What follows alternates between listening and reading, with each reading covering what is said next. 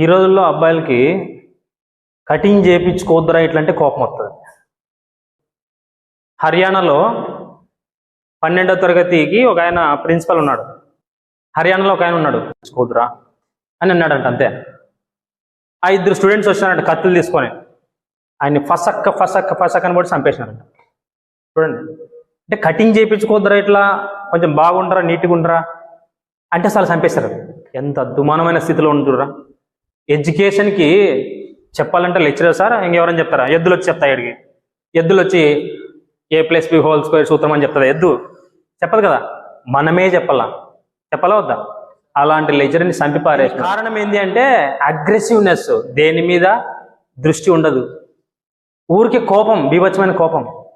దీనికి fast food తినొచ్చు, ఇంకోటి తినొచ్చు, సెల్ ఫోన్ కావచ్చు, సినిమాల ప్రభావం కావచ్చు, విలనిజం. అరే సినిమాలో హీరోని ఆదర్శంగా తీసుకోవాలంటే విలన్ని తీసుకుంటాడు ఆదర్శంగా. ఇంతలో వేసుకుంటాడు గడ్డ, దాన్ని తీసుకుంటాడు ఆదర్శంగా. అగ్రెసివ్నెస్ పెరిగిపోతుంది. టీచరు, ఈయన ప్రిన్సిపల్, ఇట్లా అవగాహన ఉంటే ఎడ్యుకేషన్ వస్తుంది.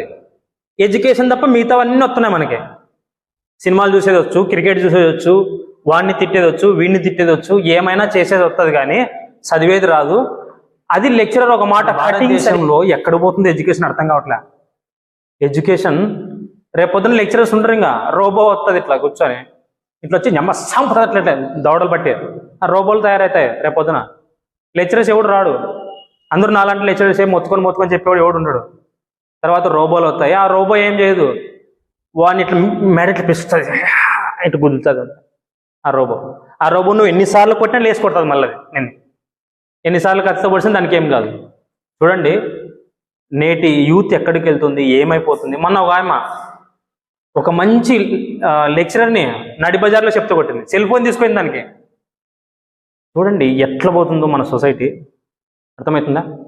సో మనం అగ్రెసివ్గా ఉండాలా, కొంచెం నార్మల్గా ఉండాలా?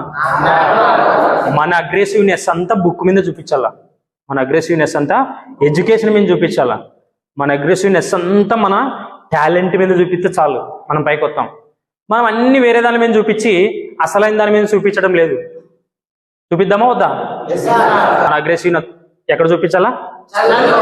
మన బుక్కుల మీద, మన టాలెంట్ మీద చూపిస్తే పైకి వస్తాం తప్ప మన అగ్రెసివ్నెస్ కటింగ్ చేయించుకోవద్దంటే చేయించుకోలేదు సార్ అంటే అయిపోయా. చేయించుకోవద్దు అంటావా అని పొడితే దానికి ఏమంటారు? దాన్ని వాడు మెంటల్ వాడో లేకపోతే ఉన్మాదమో తీవ్రవాదో అయింటాడు, మెంటల్ హర్టెడ్ అయిపోయి ఉంటాడు వాడు.